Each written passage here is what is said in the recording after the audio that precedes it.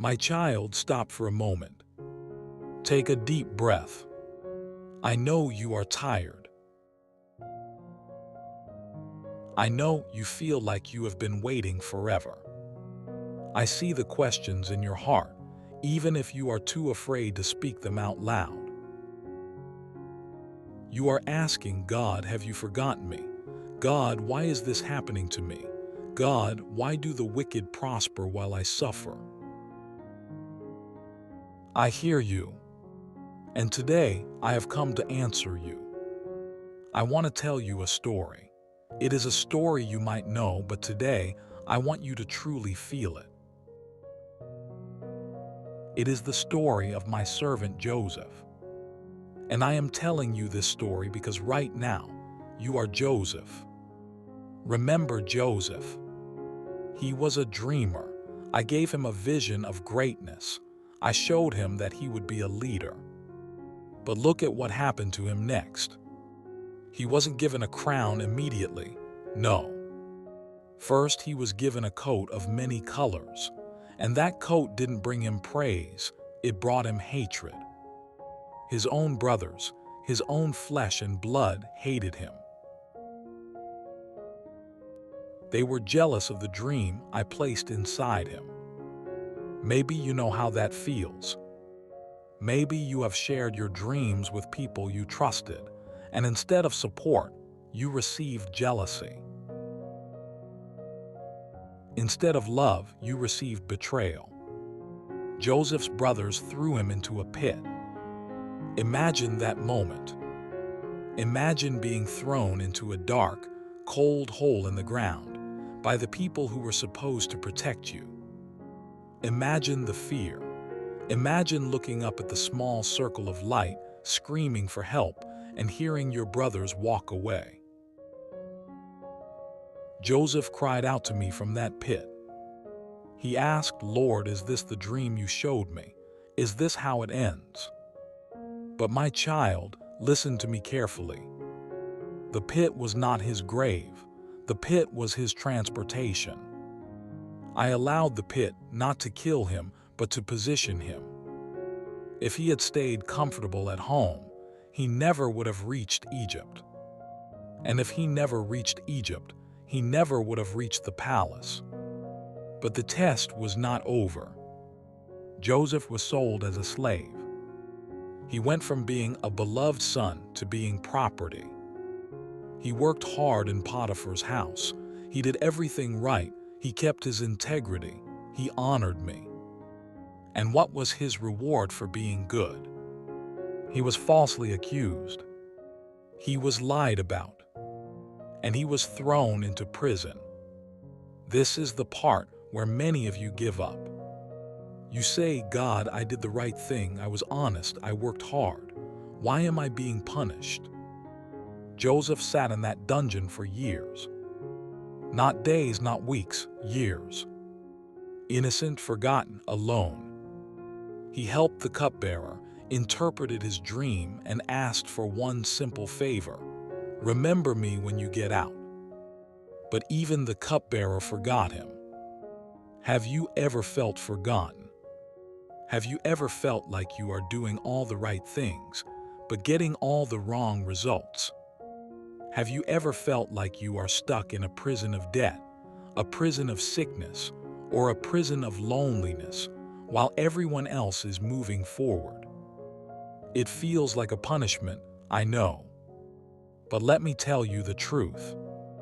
It was not a punishment, it was a preparation. You see, if I had placed Joseph in the palace when he was a 17-year-old boy, the power would have destroyed him. He had the dream, but he didn't have the character yet. I had to develop his patience. I had to develop his humility. I had to teach him how to lead in a prison before he could lead a nation. The prison was his classroom. The struggle was his gymnasium. I was building muscles in his spirit that he would need to carry the weight of his destiny. And now I am speaking to you. You are not in that difficulty because I hate you. You are in that difficulty because I am building you. I am preparing you for something so big, so heavy, and so glorious that if I gave it to you yesterday, it would have crushed you. I am making you strong enough to hold the blessing I am about to pour out. And then it happened. One ordinary morning, Joseph woke up in prison. He washed his face. He thought it was just another day of misery. He didn't know that by sunset, he would be the prime minister of the world. That is how I work. I work suddenly. I work when you least expect it.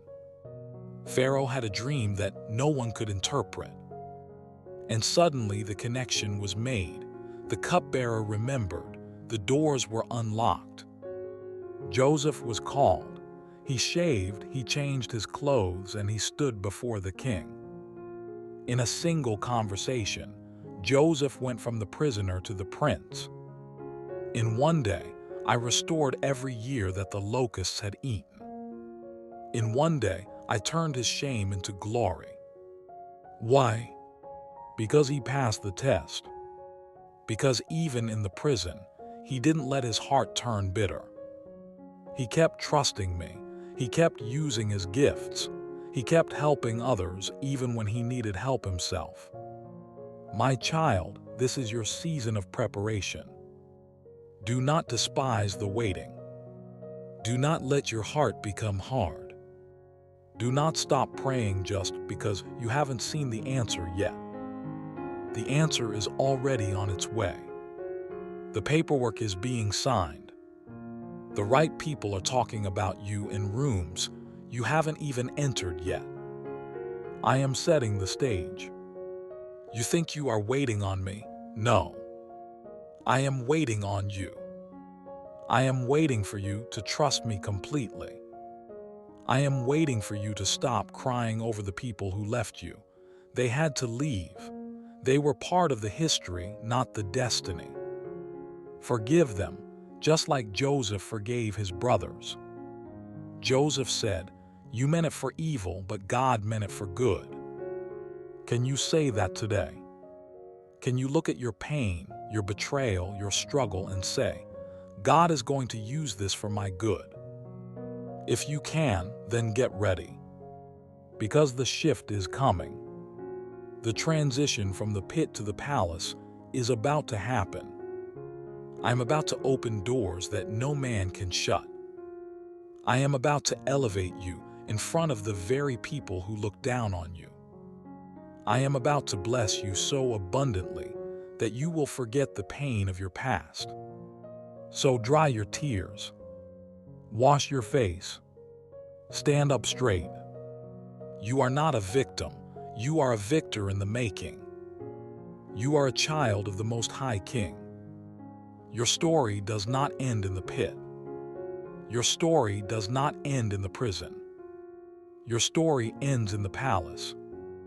Your story ends with my glory being revealed in your life. Hold on.